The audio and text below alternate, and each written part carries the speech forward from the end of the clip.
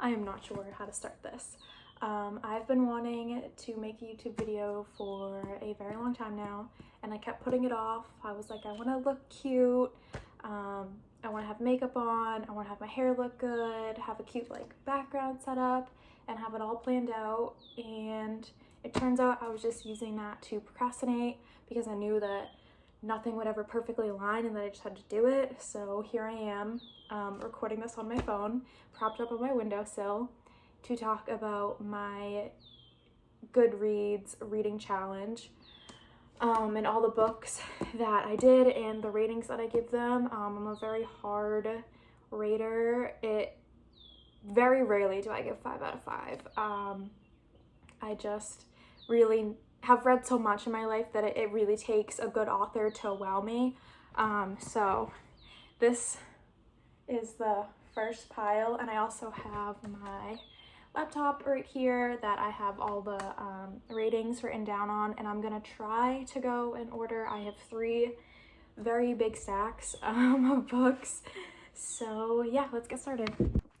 Okay, I am not tech savvy at all, so I will try to limit the cuts that I do because I don't know how to edit. But the first book on my list is The Silent Patient. I'm sure you probably may have heard of it. If not, I gave it a 4 out of 5, which is actually pretty high. It is about a woman who kills her husband and then never speaks again.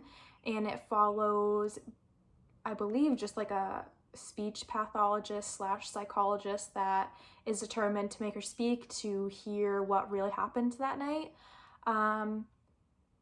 Was definitely shocked at the ending. I think that's why I gave it so high. I'm a sucker for a good little twist at the end. I will say, after I read it and I looked at the reviews, they were definitely mixed on this book. Some people thought it was amazing, really loved the writing style. Other people not so much. So this one could be a hit or miss for you. The next one is The Woman in the Window. This actually just came out on Netflix recently, and not as good as the book. Couldn't even make it through it. I gave this a 5 out of 5, which, like I said before, is very rare for me to do. It's about a woman that is an agoraphobiac, which means she's like scared of outside and stuff like that. Think of Sheila from Shameless, if you know that show. And she witnesses her neighbor being murdered across the street, and so she's trying to convince everyone she's not crazy, and she really saw what she saw. Crazy ending. Shook after I read this. I would definitely recommend, but I wouldn't recommend the Netflix version of it because it just doesn't do it justice. The next one is Horrid. Oh, I wanted to love this one so bad. I gave it a 3 out of 5. And that is because partially my fault. I didn't know it was a young adult novel. I feel like if I knew that going into it, I don't like young adult books. I'm 20 years old, so yeah, it's just not for me. They just deal with issues that I don't feel, I don't know how to describe it. I don't like young adult books. I know a lot of adults do, and I'm just not one of those people. So I was recommended this book from a video, and they made it seem like it was this like horrific, I mean, it's called Horrid, so you think it's this like crazy scary book, and it just wasn't that. It's about this girl. Also, the cover is absolutely beautiful. That was why I wanted to love it so bad, just because it was so beautiful. But it's about a girl whose dad dies, and so they go back to the mom's hometown, and she finds this room, and she's confused. I forget how to really explain it. Yep, they move from California back to Maine, and they move into this like creepy mansion. A storage room. It's a little girl's bedroom. So she's like, Mom, what the hell is this room? And her mom's weird about it, and everyone in town is like, oh, you don't know the history of this place. So, pretty cliche, but it wasn't awful. It wasn't like terrible, but it definitely wasn't what I was expecting. I was expecting like a scary horror book, and that just wasn't it. So 3 out of 5. Next is Fight Club. which I gave a 4 out of 5. I tried the movie, and I just feel like narrated books can't be turned into movies correctly. Like, it doesn't work right. It took me forever to read this, like to finally get to this. It's a classic. First rule of Fight Club is you don't talk about Fight Club. Yeah, it was really good. Another twist I didn't see at the end, I kind of saw, but I love this author. He's very freaky, and I have a bunch of his other books over there. So if you liked Fight Club, if you've already read it, I would definitely recommend this author. I don't even want to butcher his last name, so I'm not even going to attempt it, but I will link in the description all the books and their authors. Next, this one was so good. Small Fry. I gave this a 4 out of 5. It is by Steve Jobs' daughter, and she basically recounts what it was like having Steve Jobs as her dad.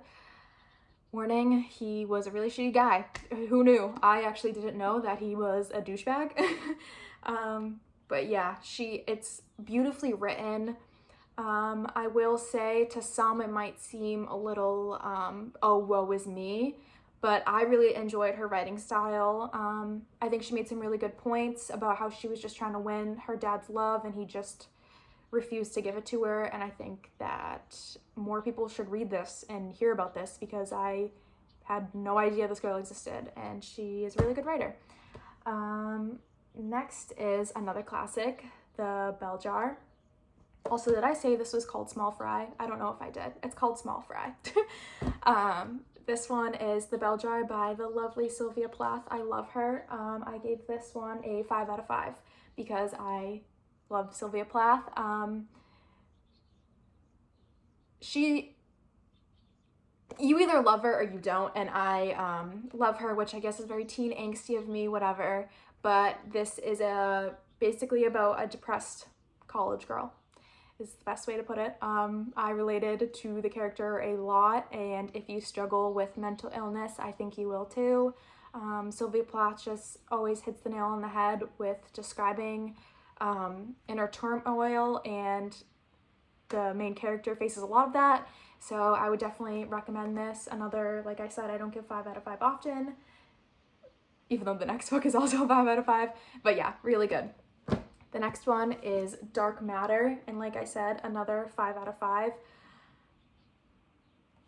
I don't even know how to describe this book. Just read it. Literally just read it.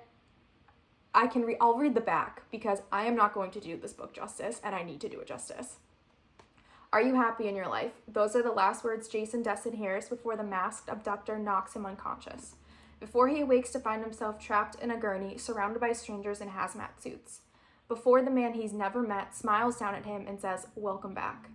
In this world he's woken up to, Jason's life is not the one he knows. His wife is not his wife. His son was never born. And Jason is not the ordinary college physics professor.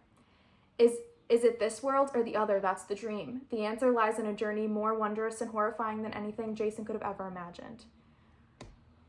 Holy hell, just read it. Like, if that doesn't immediately want you to go get this book, then I don't know what will, but this book was amazing. I can't rave about it enough. Okay, next was In a Dark, Dark Wood, 3 out of 5.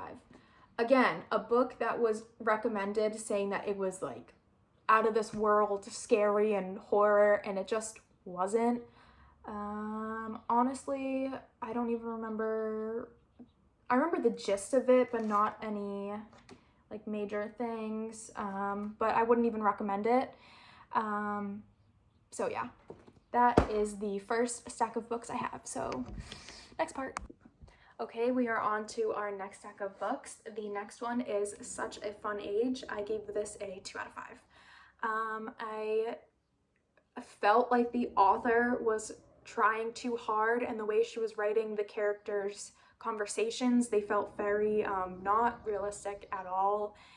You could tell that it was just so fake. I did not like the ending. I just didn't like it. I expected so much more.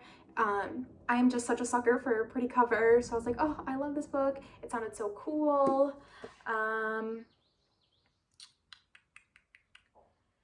Basically, a black babysitter who is babysitting a white family's kid gets stopped and racially profiled at the grocery store, and this other guy like films it,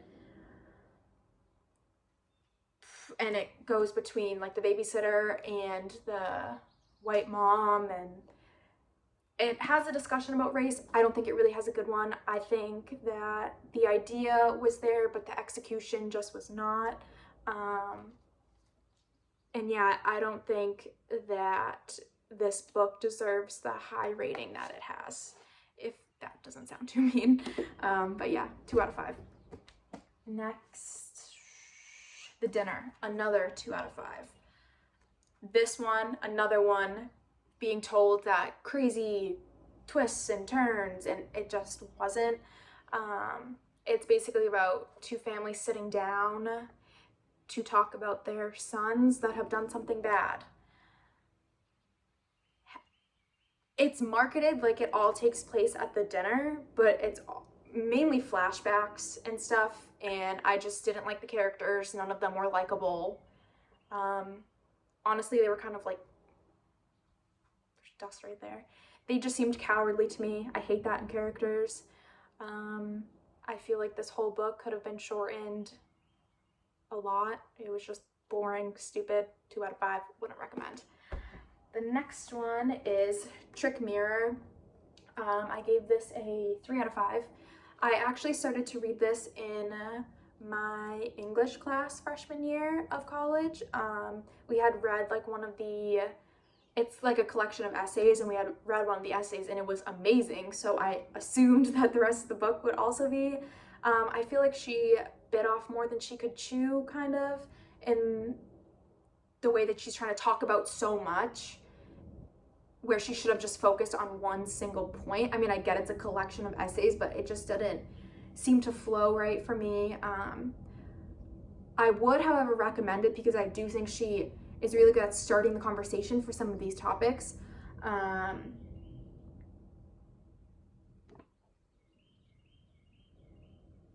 Yeah, Gia Tolentino explores her own coming of age in this warped and confusing landscape, from the rise of the internet to her appearance on an early reality TV show as a teenager, from her experiences of ecstasy, both religious and chemical, to her uneasy engagement with our culture's endless drive towards self-optimization, from the phenomenon of the successful American scammer to the extravagance of wedding culture. She tackles a lot. Her bit about internet and outrage is really good. That's what I read in class, so I would definitely recommend this book, even though I didn't give it as high as a rating as I would have liked to have. Next is Running with Scissors. This is like a 4.5 out of 5. I put 5 out of 5 here, but crazy memoir. This dude, his life is like unreal. Yeah, his mom basically, she's like this poet that's like batshit, and just basically gives him away to her therapist to live with him. And I actually did a lot of digging after this book because I was like, there is no way this is real. It's real. Some sources say a little bit fabricated, which I would definitely believe. Again, the ratings were very polarized on this book. It was either, oh my god, this was an amazing memoir, or what the hell did I just read? So a lot of crazy shit happens. I was not bored a single second reading this book. Yeah, what a crazy life. And it also talks about, and takes place in Massachusetts, so it's funny like hearing the author talk about places in Massachusetts that I have personally visited. So I feel like that's also another reason why I love the book so much, is because I could relate to the geographic location of what he's talking about. But yeah, it was really good. So 4 out of 5 / 5 out of 5. Next is the classic Slaughterhouse Five. I gave this a 4 out of 5 just because it's a classic. If this wasn't such a renowned book, I don't think I would have given it such a high rating. It was good, very easy read, not what I was expecting when everyone talked about this book. That is just not. I've actually tried reading Cat's Cradle, and I remember being like, very confused. Yeah, I mean, it was good, easy read, quick, short, just not what I was expecting, but also still very good. And I think it talks about stuff that we don't always consider when talking about war. I think the way that he approached it and the narrative is just really cool. Next is The Tipping Point. Trying to focus it. Malcolm Gladwell is actually my favorite author, so anything by him I will recommend. The Tipping Point is no different. I gave this a 5 out of 5, and I am now realizing that this list is a lot of 5 out of 5s. But I swear, I only rate books that are actually really good. I stand by all my 5 out of 5s. But yeah, Malcolm Gladwell, amazing. I can't explain this book in a way that will do it justice. Just please look up Malcolm Gladwell, anything. I have all his books. Outlier, Blank, David and Goliath, Talking to Strangers, any of them. Just read a Malcolm Gladwell book in your life, and I promise it will change the way you view the world forever. Like, I swear. So 5 out of 5. Read this, read any of the other ones I just listed. You will not regret it. Next up, One of Us is Lying. 4 out of 5. Basically, all these kids are in a room for detention, and one of them dies in the middle of detention, and there's like a gossipy website that says basically everyone in the room is a suspect and all had motives to kill him. I kind of guessed the ending, kind of didn't. I definitely thought it was going to be more cliche than it actually was, so I have to give it kudos to that. Yeah, it was good, quick read. I finished it in like a day and a half. There is a sequel. I'm not sure if I'll read the sequel. I feel like sometimes people force sequels that don't need to be forced, and this ended on a note where